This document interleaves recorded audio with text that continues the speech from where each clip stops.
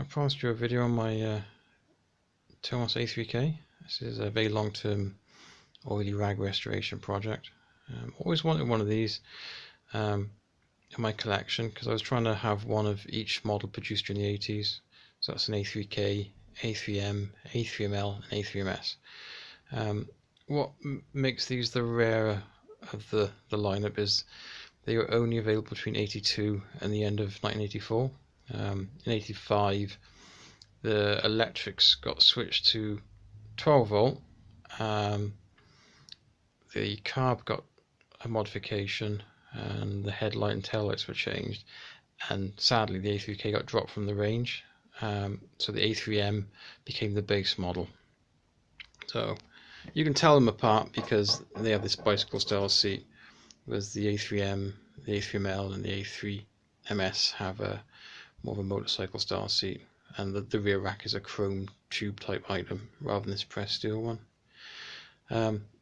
Mechanically though, they're identical, the wheels are the same on the spoked versions.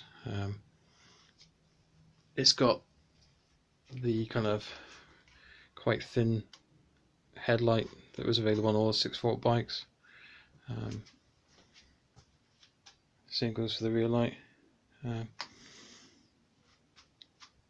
One thing that did kind of get carried over slightly was these upside down forks that were available on all the early bikes up until 85. They continued to be used on the A3M for a while. So that's an 86 A3M, still got upside down forks on it. But the A3ML and A3MS ended up having right side up forks, like these ones here.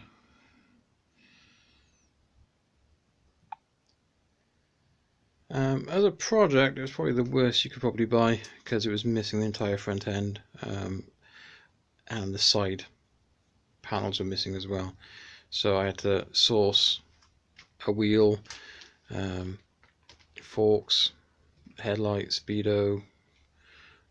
I think I had the throttle, and there was a really nasty pair of handlebars with it, and the switches were there as well, which is important because the 6-volt bikes have a slightly different wiring loom to the 12-volt bikes.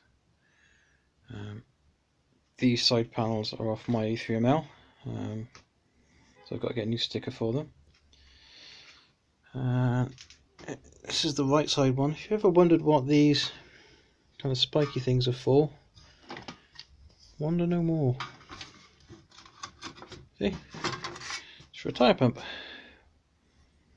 I've never ever seen one fitted. It's not listed in the parts manual.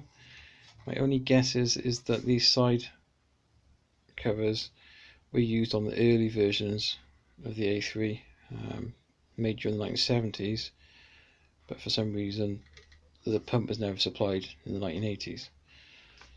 I've certainly never come across one of these still with a pump attached to it, so I've asked around and other owners have said similar things, so there you go. I've still got a bit of wiring to do. I've got rear brake lever to get. A little bit of kind of Scotch Brighton. Trying to get rid of some of this surface rust. Polish the wheels up a little bit. I'm probably, not going to use this one on the road. I think it's one of those things where they all tend to ride the same. The seat height can be adjusted on these, whereas on the other 3 models it's fixed. But I don't really see that as a benefit. It does if you were pedaling, but as this is a kickstart only model, you really just stick it as low as you want, so it gives you a more comfortable ride. But I quite like it. It's kind of quirky. So there you go. Thanks for watching, and please subscribe, and I'll see you all again soon.